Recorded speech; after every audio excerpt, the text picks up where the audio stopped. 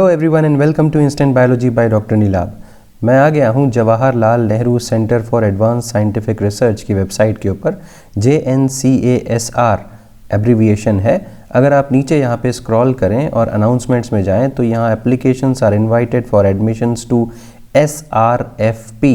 चलिए देखते हैं, अगर इसके ऊपर आप क्लिक करेंगे SRFP के ऊपर तो आप रीडायरेक्ट हो जाएंगे एक दूसरे पेज के ऊपर जो कि ये है।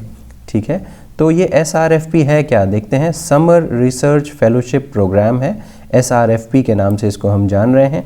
तो समर रिसर्च फेलोशिप प्रोग्राम में है क्या, कौन कौन से एरियाज़ में रिसर्च इनवाइट कर रहे हैं। उससे पहले एक बात ये समझनी है कि लगभग 150 फेलोशिप्स यहाँ पे हर साल ऑफ़र की जाती है और जो फेलोशिप का अमाउंट है वो 10,000 रुपीज़ पर मंथ का है। तो अच्छा खासा अमाउंट आपको मिल रहा है और फेलोशिप्स का नंबर भी काफ़ी ज़्यादा है। अब देखते हैं कि कौन कौन से रिसर्च एरियाज़ में ये समर रिसर्च फेलोशिप अवेलेबल है। तो अगर मैं लाइफ साइंस की बात करूँ तो infectious and non infectious diseases, bioinformatics, dev bio, biochem, molecular biology, immunology, genetics, life history, evolution, circadian biology, animal behavior, behavioral ecology, evolutionary genetics, evolutionary biology, experimental evolution, population dynamics, phylogeography, neurophysiology, behavioral neurobiology and behavioral genetics and cell biology। तो मतलब काफ़ी wide area है life science के different aspects को, different fields को touch करते हुए काफ़ी एक wide broad area of research provide कर रहे हैं। जिस भी स्टूडेंट को जिस भी एरिया में इंटरेस्ट हो वो अप्लाई कर सकता है। तो ये हो गया रिसर्च एरिया के बारे में।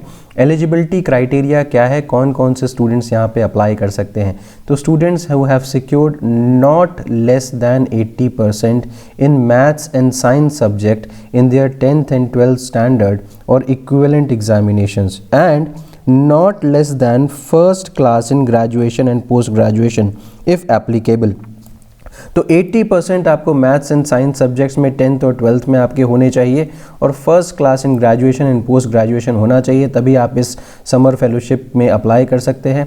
अगर मैं लाइफ साइंस के स्टूडेंट्स की बात करूं तो स्पेसिफिकली क्या क्या क्राइटेरिया मांगा गया है।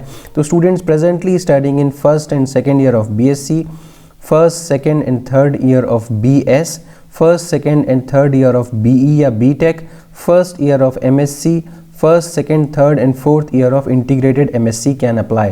तो ये एलिजिबिलिटी क्राइटेरिया हो गया लाइफ साइंस के स्टूडेंट्स के लिए।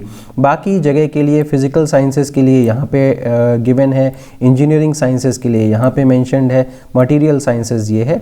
तो इस तरीके से सारे अलग अलग क्राइटेरियाज दिए गए हैं, कौन से किस सब्जेक्ट के लिए कौन सा क्राइटेरिया है, किस MSc या MTech के किस स्टूडेंट को एलिजिबल किया जाएगा उसके बारे में दिया गया है।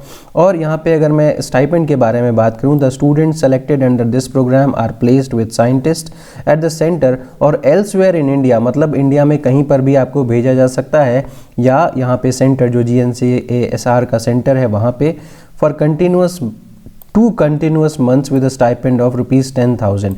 2 महीने के लिए लगातार 10,000 रुपये आपको स्टाइपेंड मिलेगा पर मंथ।